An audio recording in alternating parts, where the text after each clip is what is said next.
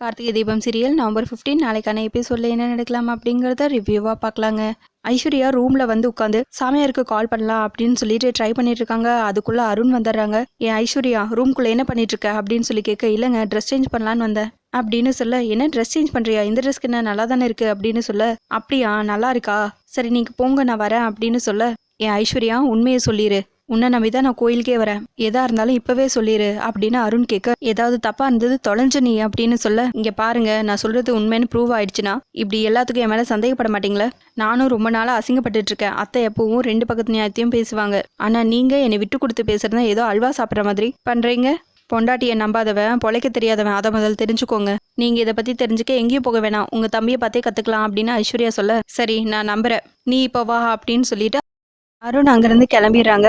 அதுக்கப்புறம் ஐஸ்வர்யா போயிட்டு வரதுக்குள்ள எப்படி தாக்கு பிடிச்சு பண்ண போறேன்னு தெரியலையே, முதல்ல அந்த பூசாரிக்கு கால் பண்ணி முதல்ல ஊர்லயே இருக்காத வெளியே போயிருன்னு சொல்லணும் அப்படின்னு சொல்லிட்டு அவருக்கு கால் பண்றாங்க. அவரும் அட்டன் பண்ணி என்ன மாதிரி கால் பண்ணிருக்கீங்க அப்படின்னு சொல்லி கேட்க, இங்க பாரு இப்போ உங்ககிட்ட பேசிட்டு இருக்கிறதுக்கெல்லாம் எனக்கு டைம் இல்லை, நாங்க இப்போ கோயிலுக்கு போயிட்டு இருக்கோம், காருக்கு பெட்ரோல் போட்டுட்டு இருக்காங்க, அந்த கேப்ல தான் உங்ககிட்ட பேசிட்டு இருக்கேன், எப்படியும் கார்த்தி உங்களை தேடி வருவான், இல்லை யாரையாவது விட்டு உங்களை தூக்கிட்டு வர சொல்லுவான், சீக்கிரமா அங்கிருந்து எஸ்கேப் ஆகி ஓடிடுங்க, நீங்க மாட்டினீங்க போலீஸ் கிட்ட பிடிச்சு கொடுத்து உங்களை லாடம் கட்டிடுவான் அப்படின்னு ஐஸ்வர்யா சொல்லிட்டு இருக்கா. அதுதான் நான் எல்லா உண்மையும் சொல்லிட்டேனேம்மா அப்படின்னு பூசாரி கேட்க, அதுதான் நான் இல்லைன்னு சொல்லிட்டேன்ல, ஆனா அது ஒத்துக்க வைக்க தான் உங்களை தேடி திரும்ப வருவாங்க, புரியுதா உங்களுக்கு, நீங்க மட்டும் மாட்டினீங்க அப்புறம் நான் உங்களுக்கு சாமி ஆடிடுவேன், மரியாதையை எங்கேயாவது ஓடி போயிருங்க, முதல்ல போன வே அப்படின்னு சொல்லிட்டு ஐஸ்வர்யா காலை கட் பண்ணிடுறாங்க. அதுக்கப்புறம் எல்லாருமா சேர்ந்து கோவிலுக்கு போறாங்க. தீபா ஒரு பக்கம் சாமி கும்பிட்டுட்டு இருக்காங்க, இன்னொரு பக்கம் அங்க புதுசா ஒரு சாமியாரை காட்டுறாங்க, அவரும் சாமி கும்பிட்டுட்டு இருக்காரு. ஆப்போசிட்ல அபிராமி ஃபேமிலியோட நின்றுட்டு இருக்காங்க. அவரை பார்த்து அபிராமி வணக்கம் யா அப்படின்னு சொல்ல, வாங்கம்மா என்ன விஷயமா வந்திருக்கீங்க அப்படின்னு சொல்லி கேட்க, அபிராமி அப்படியே திரும்பி அவங்க ஃபேமிலியை பாக்குறாங்க.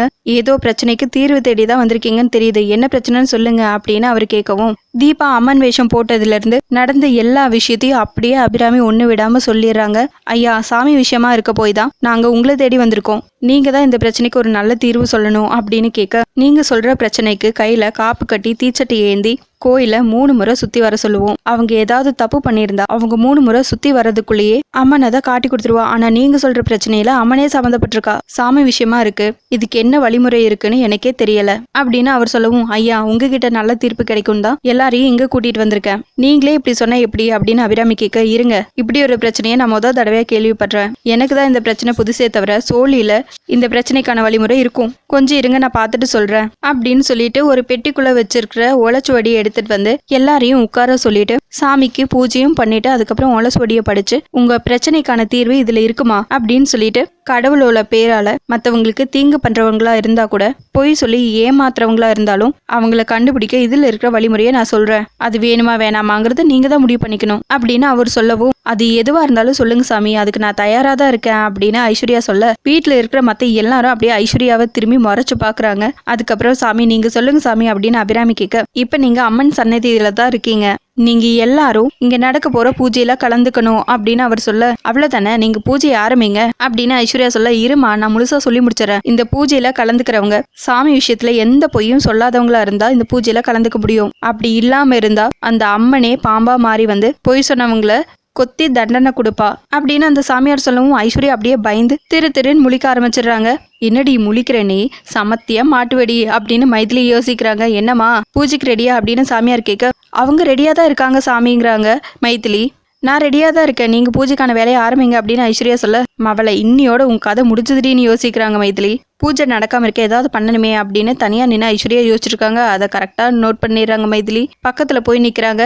என்ன பண்ண பாவத்தை போக்க கோயில சுத்தி புண்ணியம் தேடுற திட்டமா அப்படின்னு மைதிலி கேட்கவும், ஓவரா பேசாதேங்கிறாங்க ஐஸ்வர்யா. என்ன பயமா அப்படின்னு மைதிலி கேட்க, என்ன பயமா எனக்காங்கிறாங்க ஐஸ்வர்யா. பாரா விடாம தாண்டி தம் கட்டுற, ஆனா என்ன தைரியத்துல தான் அப்படிங்கறது எனக்கு புரியலங்கிறாங்க மைதிலி. உண்மை என் பக்கம் இருக்குங்கிற தைரியத்துல தான் நீ உன் வேலையை பார்த்துட்டு போ அப்படின்னு ஐஸ்வர்யா சொல்ல, உண்மையா உனக்கும் அதுக்கு என்னடி சம்மந்தம், நீ ஒரு பக்கா ஃப்ராடுன்னு எனக்கு தெரியாதா, உன் மாமியார் வேணா இன்னும் இதெல்லாம் நம்பிட்டு இருக்கலாம், ஆனா என்கிட்ட அதெல்லாம் நடக்காது அப்படின்னு மைதிலி சொல்ல, ஏய் இப்போ உனக்கு என்ன வேணுங்கிறாங்க ஐஸ்வர்யா. இதோ பூஜைக்கு ஏற்பாடெல்லாம் நடந்துட்டு இருக்கு, நிச்சயமா நீ மாட்டுவ அப்படின்னு மைதிலி சொல்ல, அப்படியா உன் ஆர்வத்துக்கு ரொம்ப நன்றி, முதல்ல கிளம்புங்கிறாங்க ஐஸ்வர்யா. இங்க பாரு ஊர் முன்னாடி வச்சு அபிராமி அம்மாவோட குடும்பமானு போகணுமான்னு நல்லா யோசிச்சுக்கோ, பேசாம உண்மையை ஒத்துக்கிட்டா சைலண்டா நம்ம கிளம்பிடலாம், நல்லா யோசிச்சு பாருன்னு மைதிலி சொல்ல, ஓஹோ ரொம்ப புத்திசாலித்தனமா பேசுறதா நினைப்பா, நான் பொய் சொல்லலைங்கிறது தான் உண்மை. அதை தான் நான் அடிச்சு சொன்னனே, நீங்க நம்பாததுக்கு நான் பொய் சொல்றேன்னு ஒத்துக்கணுமா?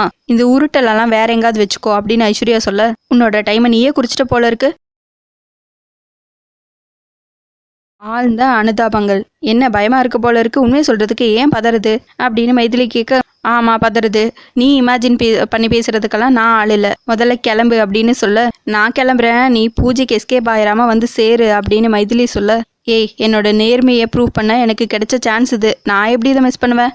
என் மேலே தப்பில்லைங்கிறது ப்ரூவ் பண்ணிட்டு அப்புறம் இருக்குடி உனக்கும் அந்த தீபாக்கும் போ அப்படின்னு ஐஸ்வர்யா சொல்ல, அதான் இன்னும் கொஞ்ச நேரத்தில் தெரிஞ்சிருமே, கோயிலை சுற்றிட்டு வா, ஏதாவது பலன் கிடைக்குதான்னு பார்ப்போம் அப்படின்னு சொல்லிட்டு மைதிலி அங்கேருந்து கிளம்பிடுறாங்க. சும்மா கடுப்பேத்திட்டு இருக்கா. என்ன அம்மன் பாம்பா வரும்னு வேற சொல்றாங்க அப்படின்னு ஐஸ்வர்யா நின்று யோசிச்சுட்டே இருக்காங்க. இன்னொரு பக்கம் தீபா சாமி கும்பிட்டுட்டு இருக்காங்க. நான் அந்த வீட்டுக்குள்ள மருமகளா போனதுக்கு அப்புறம் நிறைய சங்கடங்கள் நடந்துட்டு இருக்கு, நீ தான் அதை சரி பண்ணி கொடுக்கணும், உன்னை நம்பி தான் நான் வந்திருக்கேன், என்னை கைவிட்டுறாதம்மா அப்படின்னு தீபா ஒரு பக்கம் சாமி கிட்ட வேண்டிட்டு இருக்காங்க. இன்னொரு பக்கம் பூஜைக்கான ஏற்பாடெல்லாம் நடந்துட்டு இருக்கு. அச்சச்சோ பூஜை ஏற்பாடெல்லாம் பார்த்தா பயமா இருக்கே, பெரிய ரிஸ்க் எடுக்கிறோமோ அப்படின்னு யோசிக்கிறாங்க ஐஸ்வர்யா. அதுக்கப்புறம் போய் தனியா நின்று அவங்க அம்மாவுக்கு கால் பண்றாங்க. அடுத்த பிரச்சனையா, என்ன சொதப்பி வச்சிருக்கான்னு தெரியலையே அப்படின்னு யோசிச்சுக்கிட்டே அவங்க அம்மாவும் கால் அட்டன் பண்றாங்க. அம்மா ஒரு பெரிய பிரச்சனையில மாட்டிக்கிட்டமா, சீக்கிரமா ஒரு ஐடியா சொல்லுமா அப்படின்னு ஐஸ்வர்யா கேட்க, ஏய் இப்பதானே முருகன் சிலை எடுத்து வச்சு ஒரு குழப்பத்தை பண்ண, அதுக்குள்ள அடுத்த பிரச்சனையா அப்படின்னு கேட்க, அச்சோ அம்மா புதுசெல்லாம் இல்லம்மா, ஏற்கனவே முருகன் சிலையை வச்ச பிரச்சனை தாம்மா, அது பெரிய ஆர்குமெண்ட் ஆகி அப்படின்னு சொல்லிட்டு நடந்த எல்லா விஷயத்தையும் சொல்றாங்க. அதுக்கப்புறம் பூசாரி பொய் சொன்னா என்ன ஆகும்னு சொன்னதையும் சொல்றாங்க. அம்மா எனக்கு ரொம்ப பயமா இருக்குமா அப்படின்னு சொல்ல, அம்மா ஏதாவது ஐடியா இருந்தா சொல்லுமா அப்படின்னு சொல்லி கேட்க, சரி சரி இப்போ நீ எங்க இருக்க அப்படின்னு கேட்க, எல்லையம்மன் கோவில்ல இருக்கேங்கிறாங்க ஐஸ்வர்யா. ஓ எல்லையம்மன் கோயில்ல தான் இருக்கீங்களா, அப்ப நான் சொல்றதை நல்லா கவனிச்சுக்கோ அப்படின்னு சொல்லிட்டு, எனக்கு தெரிஞ்ச பாம்பாட்டி ஒருத்தர் இருக்கான், அவங்கிட்ட பல்லு பிடுங்காத பாம்பு இருக்கு, அந்த பாம்பு எடுத்துட்டு அவனை கோயிலுக்கு வர சொல்றேன் அப்படின்னு அவங்க அம்மா சொல்லுவோம். என்னம்மா உன் பொண்ணை கொல்ல நீயே ஏற்பாடு பண்றியா அப்படின்னு ஐஸ்வர்யா கேட்க, ஏய் சொல்றத முழுசா கேட்டுட்டு பேசிடி, முந்திரி கொட்டை, பாம்பு வரும்னு சாமியார் சொன்னார்ல, அதை வச்சு தாண்டி எனக்கு இந்த ஐடியாவே வந்துச்சு. பழைய படம் ஒன்று பார்த்தேன், அதில் இப்படி தான் பாம்பை வச்சு ஒரு செம சீன் அப்படின்னு அவங்க அம்மா சொல்லுவோம். அம்மா நான் நெருப்பு மேலே நிற்கிற மாதிரி நின்றுட்டு இருக்கேன், நீ இங்கே சினிமா கதை சொல்லிட்டு இருக்கியா அப்படின்னு ஐஸ்வர்யா கேட்க, இங்கே பாரு நான் சொல்றது கேளு, பாம்பாட்டி பாம்போட வருவான், அவன்கிட்ட கார்த்திகை மட்டும் அடையாளம் காட்டிடு, மிச்சத்தை அவன் பார்த்துப்பான் அப்படின்னு சொல்ல, கார்த்திகை நான் எதுக்கு அடையாளம் காட்டணும் அப்படின்னு ஐஸ்வர்யா கேட்க, ஆமாம் அப்போ தானடி அவனுக்கு பாம்பு குத்தும் அப்படின்னு சொல்ல, ஐஸ்வர்யா அப்படியே ஷாக்கே, அம்மா அதெல்லாம் வேணாமாங்கிறாங்க. இங்கே பாரு கார்த்தியை பாம்பு குத்துனாதான் நீ சொன்னது உண்மைனாகும், இல்லைன்னா உன் மாமியார் உன்னை என்ன பண்ணுவாங்கன்னு யோசிச்சுக்கோ அப்படின்னு சொல்ல, அதுக்காக கார்த்திகை பாம்பு கொத்தியே ஆகணுமா அப்படின்னு கேட்க, ஆமாம் அப்பதான் நீ இந்த பிரச்சனையிலேருந்து தப்பிக்க முடியும். இங்கே பாரு நீ எதுவும் பயப்படாத, உன் மாமியார் கார்த்தியை அப்படியே விட்டுருவாங்களா என்ன, அடுத்த செகண்டே ஹாஸ்பிட்டல் கூட்டிகிட்டு போய் அவனுக்கு காப்பாற்ற ஏற்பாடு பண்ணுவாங்க. ஆனால் அதே பாம்பு உன்னை கொத்துனா சாமி கொடுத்த தண்டனைன்னு சொல்லி மொத்த குடும்பமும் உன்னை பார்த்துட்டு தான் நிற்கும். என்னடி பாம்பாட்டியை வர சொல்லவா அப்படின்னு சொல்லி கேட்க, வர சொல்லுமாங்கிறாங்க ஐஸ்வர்யா. ஒரு பக்கம் என்ன பண்ணுறதுன்னு தெரியாமல் கார்த்திக் யோசிச்சுட்டு நிற்கிறாங்க. இன்னொரு பக்கம் தீபா சாமியை கும்பிட்டுட்டு இருக்காங்க. அதோட எபிசோடு முடிச்சிருக்காங்க. உங்களுக்கு இந்த வீடியோ பிடிச்சிருந்தா லைக் அண்ட் சப்ஸ்கிரைப் பண்ணி நம்ம சேனல் சப்போர்ட் பண்ணுங்கள். தேங்க்யூ.